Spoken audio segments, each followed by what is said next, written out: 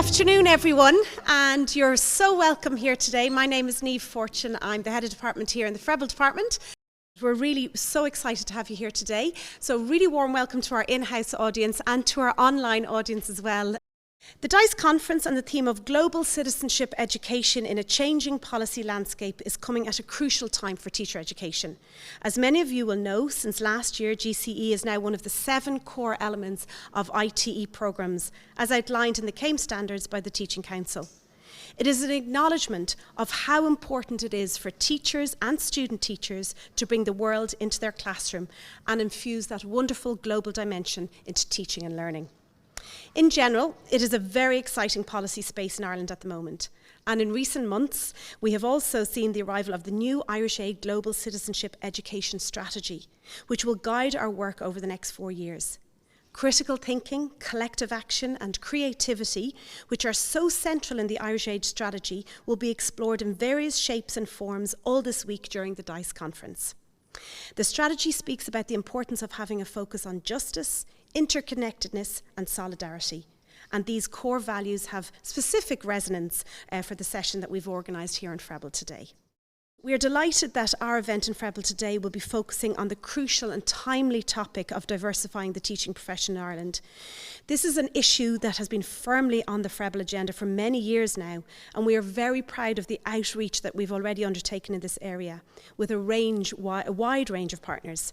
We are also active members of the Turn to Teaching initiative in Maynooth University, which provides supportive pathways to primary teaching for students from underrepresented communities. So teaching and initial teacher education in general remain much more homogenous spaces than other parts of the education sphere. And while it's great to see in the last couple of years that this has become somewhat of a policy priority with the availability of statutory funding from the HEA, I think it's fair to say that there's still quite a lot of work still to be done in this area. So what are, I suppose, some of the barriers that young people from minoritised ethnic backgrounds face when choosing a career in teaching? So ultimately, we can't say with any certainty what some of the main issues are. We know from the NUIG research that it's not that they're applying and not getting in, it's that they're not actually even applying in the first place.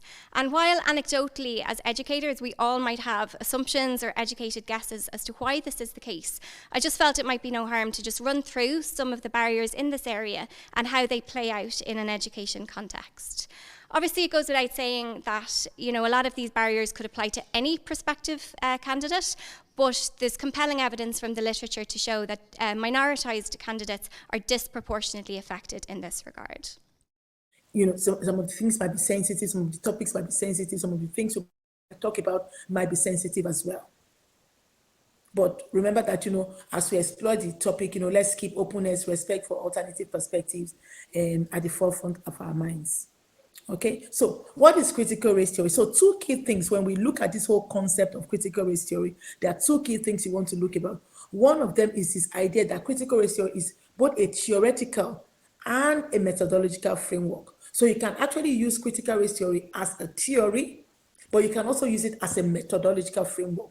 In other words, you can use it to do your analysis. You can also use it as a theoretic framework to gain understanding, and I will show you how both of those things, how I have used both of them, and hopefully you might be able to use them in similar ways. So critical race theory is a specific set of principles and theories that actively engage general racial theories of particular times and social contexts. So it acts along with class, with gender, with race, so we call of this, like 3 oppressed social groups. But critical race theory so we call them tenets. They are like specific principles under which you observe them.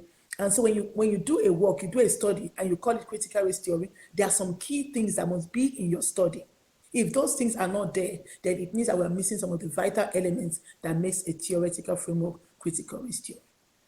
Okay, when was the time you realized that you could be treated differently, because of your race? Now, what is one other significant event in your life related to race or racism?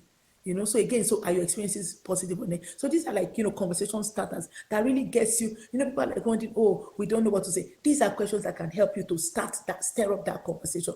Remember, critical race theory doesn't want you to hide. It wants you to face the conversation, and be able to have those talks with people. As Eben has already outlined, one of the significant contributions of critical race theory is the way that it centres stories and privileges voices that have been underrepresented, undervalued, or even silenced. And it further respects the potential of that experiential knowledge to inform scholarship and theory. And CRT draws upon a series of innovative methodological tools to analyse and address racism in society. So counter-storytelling is one such device, or as Eben was outlining, one such tenet in the conceptual toolbox of CRT.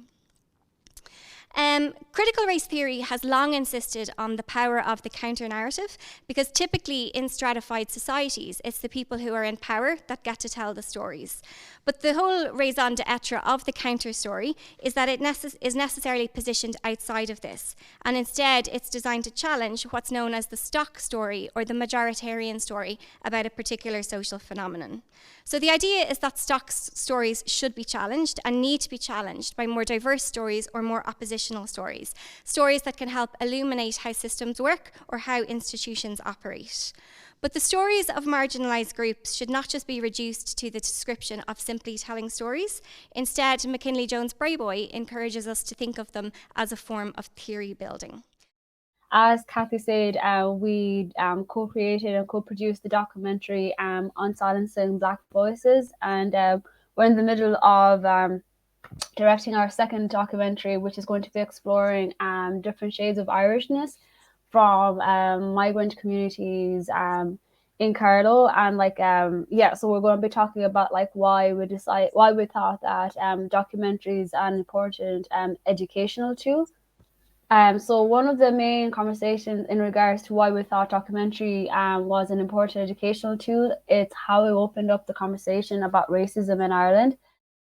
And it also reinforced the need to have an over conversation about racism. So, racism is a very taboo topic for anyone to talk about and makes people very uncomfortable. But while we did the documentary, it made people talk about it more within my friend group.